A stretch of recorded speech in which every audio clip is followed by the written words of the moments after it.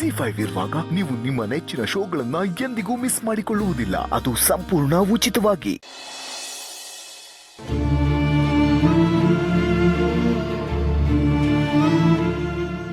ತಾಯಿ, ಖುಷಿಗೇನು ಆಗದೆ ಇರೋ ಹಾಗೆ ನೋಡ್ಕೊಳ್ಳಮ್ಮ.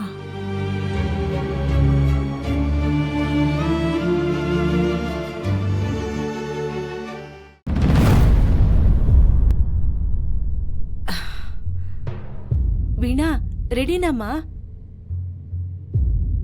ಅಮ್ಮ, ಬೆಳಗ್ಗೆ ಎಲ್ಲಿಗಮ್ಮ ಹೊಡ್ತ ಸವಾರೆ? ಅದು ಏನ್ರಿ ನೀವು ಯಾರಾದ್ರೂ ಆಚೆ ಹೋಗ್ತಿರೋವಾಗ ಎಲ್ಲಿಗೆ ಅಂತ ಕೇಳಬಾರ್ದು ಅಂತ ಗೊತ್ತಿಲ್ವಾ ನಿಮ್ಗೆ? ಮತ್ತೇನ ಕೇಳಬೇಕು? ಅವ್ರು ಎಲ್ಲಿಗೆ ಹೋಗ್ತಿದ್ದಾರೆ ಅಂತ ತಿಳ್ಕೋಬೇಕು ಅಂದ್ರೆ ಎಲ್ಲಿಗೆ ಅಂತಾನೆ ಕೇಳಬೇಕು. ಹೇಳಮ್ಮ, ನೀನು ಹೊರಟಿರೋದು ನೋಡಿದ್ರೆ ದೇವಸ್ಥಾನಕ್ಕಂತೂ ಅಲ್ಲ, ಮತ್ತೆ ಎಲ್ಲಿಗೆ ಹೊರಟಿದ್ಯಾ? ಅದು ಸಂತು, ಅದು ಖುಷಿನ ನೋಡ್ಬೇಕು ಅಂತ ಅನಿಸ್ತಿದೆ ಕಣೋ. ಅದಕ್ಕೆ ಅವಳನ್ನ ನೋಡ್ಕೊಂಡು ಬರೋಣ ಅಂತ ಹೋಗ್ತಾ ಇದ್ದೀನಿ. ಅಯ್ಯೋ, ಏನು ಹೇಳಿದ್ರು ಬುದ್ಧಿನೇ ಬರಲ್ವಲ್ಲಮ್ಮ. ಆ ಖುಷಿಯಿಂದ ಪೊಲೀಸ್ನವರು ನಮ್ಮನೆಗೆ ಬರೋ ಹಾಗಾಯ್ತು. ಅಕ್ಕಪಕ್ಕದವ್ರ ಮುಂದೆ ನಮ್ಮ ಮನೆ ಮಾನ ಮರ್ಯಾದೆ ಎಲ್ಲ ಹೋಯ್ತು. ಇಷ್ಟೆಲ್ಲ ಆದಮೇಲೂ ನೀನು ಅಲ್ಲಿಗೆ ಹೋಗ್ತೀನಿ ಅಂತೀಯಲ್ಲ. ನೀವೆಲ್ಲಿಗೂ ಹೋಗೋದು ಬೇಕಾಗಿಲ್ಲ, ಸುಮ್ಮನೆ ಮನೇಲಿ.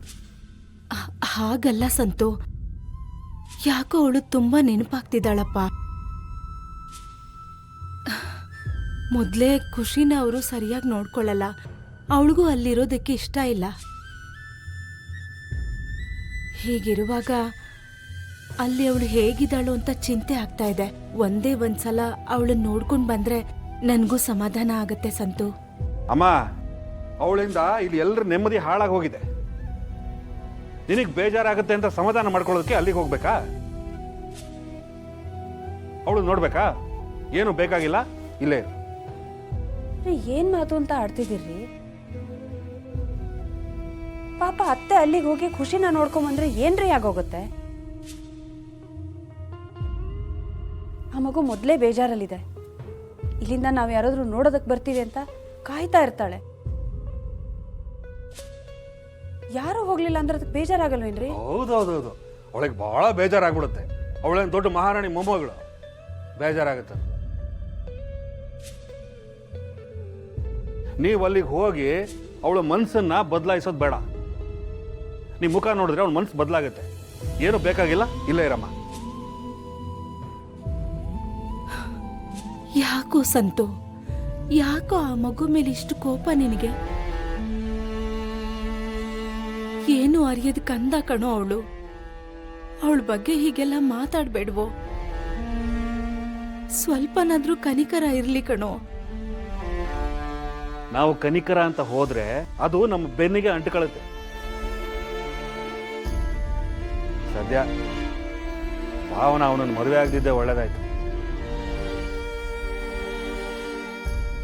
ಮದುವೆ ಆದ್ಮೇಲೆ ಅವನು ಆಕ್ಸಿಡೆಂಟ್ ಆಗಿ ಅವನು ಸತ್ತೋಗಿದ್ರೆ ಇಬ್ಬಿಬ್ರನ್ನ ಸಾಕ್ಬೇಕಾಗಿತ್ತು ನಾವು.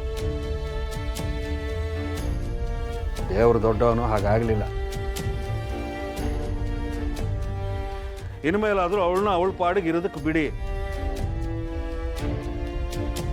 ಇದ್ರ ಮೇಲೂ ನೀನೇನಾದ್ರೂ ಅಲ್ಲಿಗೆ ಹೋದ್ರೆ ನಾನು ಬೇರೆ ರೀತಿ ರಿಯಾಕ್ಟ್ ಮಾಡ್ಬೇಕಾಗುತ್ತೆ.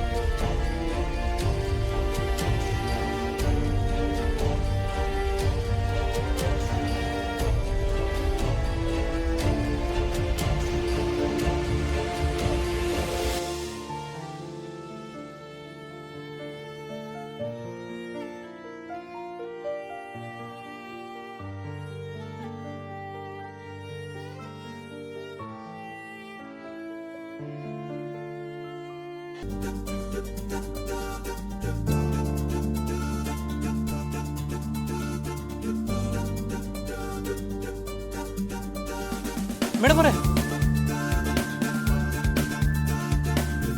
ನಿಮಗೆ ಕಾಯ್ತಿದೆ. ಬನ್ನಿ ಮೇಡಮ್ ಅವರೇ, ಹೋಗಮ್ಮ.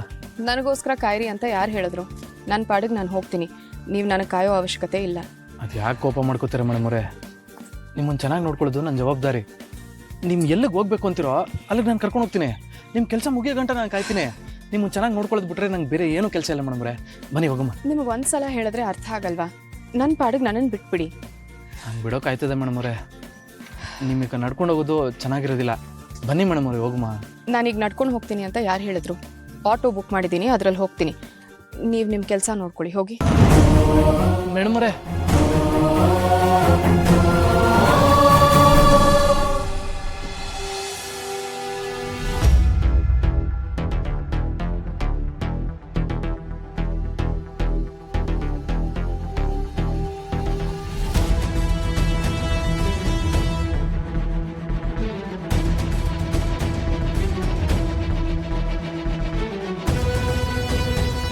ಸರ್, ಬನ್ನಿ ಬನ್ನಿ ಕೂತ್ಕೊಳ್ಳಿ ಕೂತ್ಕೊಳ್ಳಿ.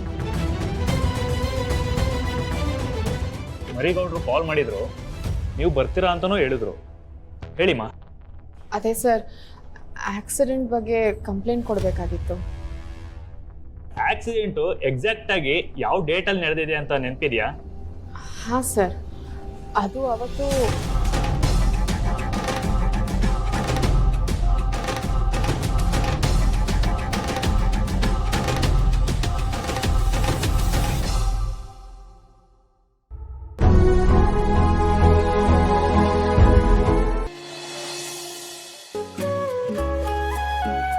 ನಮಸ್ಕಾರ ಮಿಸ್ತ್ರಿ. ಏನ್ ಸಿನಣ್ಣ ಈ ಕಡೆ? ಅದು ಇಲ್ಲೇ ಒಂದು ಸವಾರಿ ಸಿಕ್ಕಿತ್ತು, ಅವ್ರನ್ನ ಡ್ರಾಪ್ ಮಾಡಿ ಇಷ್ಟ ಹತ್ರ ಬಂದಿದ್ನಲ್ಲ, ನೋಡ್ಕೊಂಡು ಹೋಗೋಣ ಅಂತ ಬಂದೆ. ಕಾಫಿ ಏನಾದ್ರು ಕುಡಿತೀರಾ?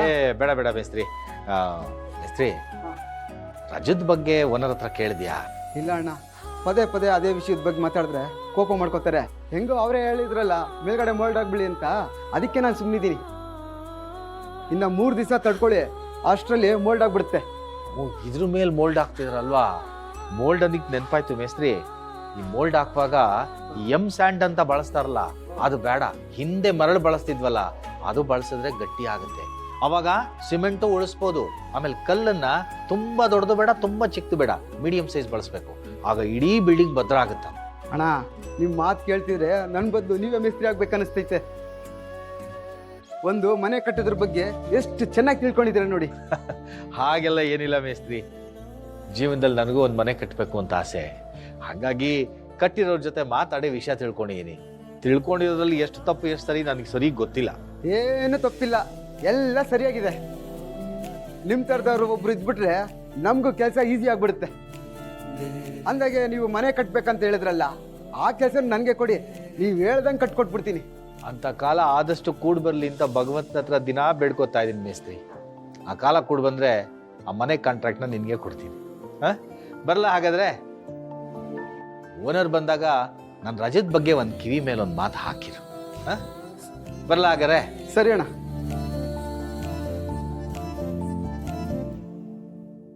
ZEE5 ಆಪ್ ಡೌನ್ಲೋಡ್ ಮಾಡಿ ಎಲ್ಲಾ ಸಂಚಿಕೆಗಳನ್ನು ಸಂಪೂರ್ಣ ಉಚಿತವಾಗಿ ನೋಡಿ.